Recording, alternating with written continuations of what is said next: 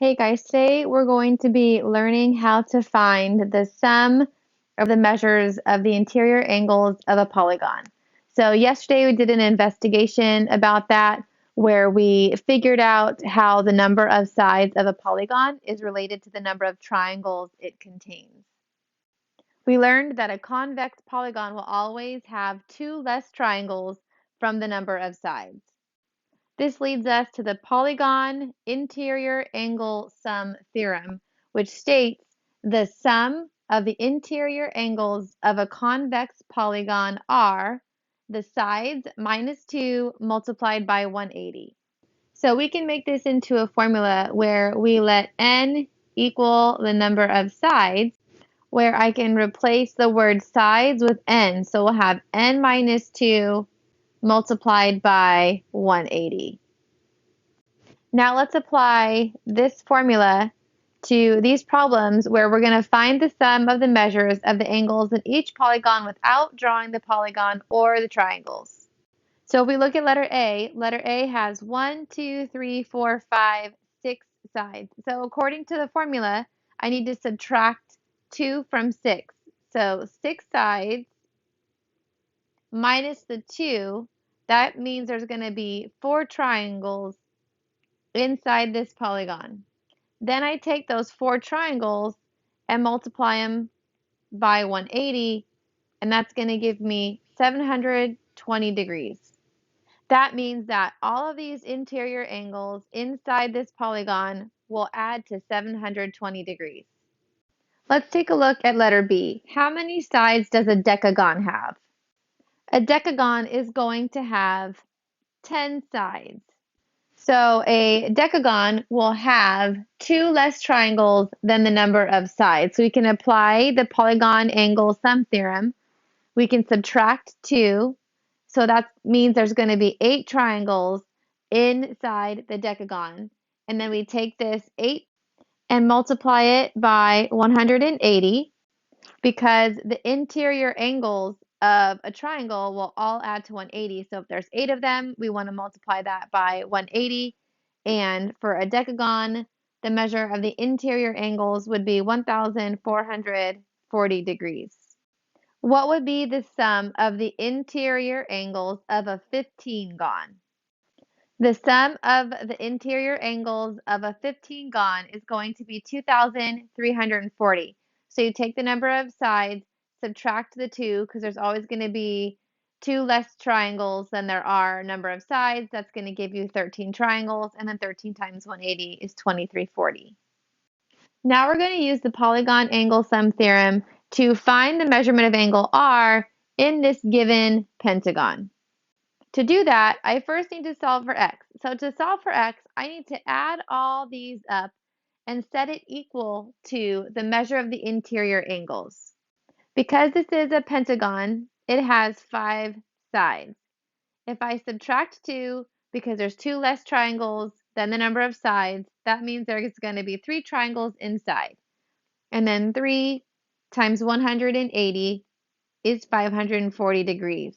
So that means that all of these angles inside this pentagon will add to 540 degrees. So now I have enough information to solve my problem. What we're going to do is add all these together and set them equal to 540. Note that this little box means that this is 90 degrees, and we're going to be looking for the measurement of angle R. So the first step is to combine your like terms. So 2x and 2x is going to be 4x. And then you have 3 constants here. When you add together, you will get 300. Set that equal to 540. Subtract the 300.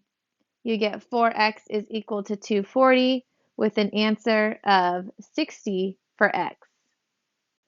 If x is 60, what's the measurement of angle R? Measurement of angle R is going to be 2 times 60 because it's 2 times the x, so just substitute your answer for x, and measurement of angle R will be 120 degrees. Now we're going to do some working backwards. So now we're given the sum of the interior angles of a polygon. Now we're going to try to determine the number of sides. So on the last slide, we were doing n minus 2 multiplied by 180. So if we had to multiply by 180 initially, we're going to divide this sum by 180 to see how many triangles there are. So 720 divided by 180 is 4, and that's going to represent the number of triangles inside this polygon.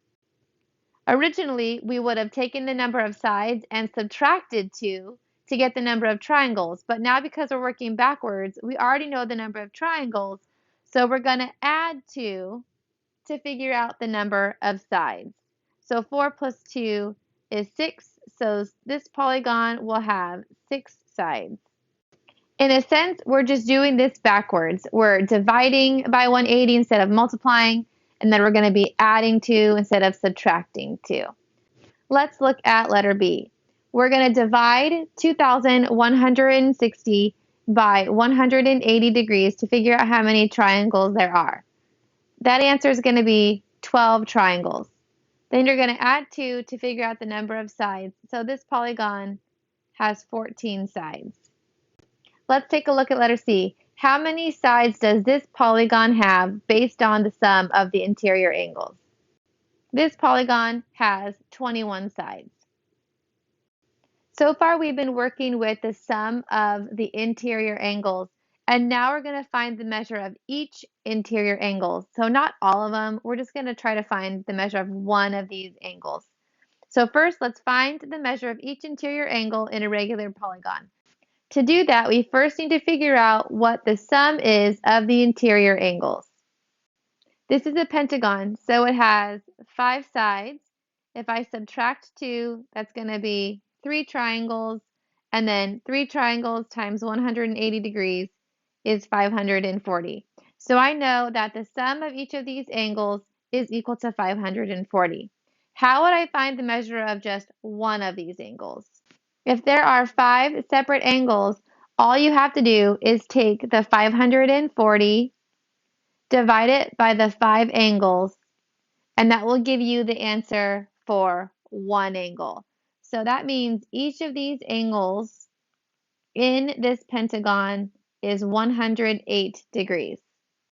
It also might be beneficial to recognize that there are 5 sides in this polygon, and because there's 5 sides, there are 5 angles.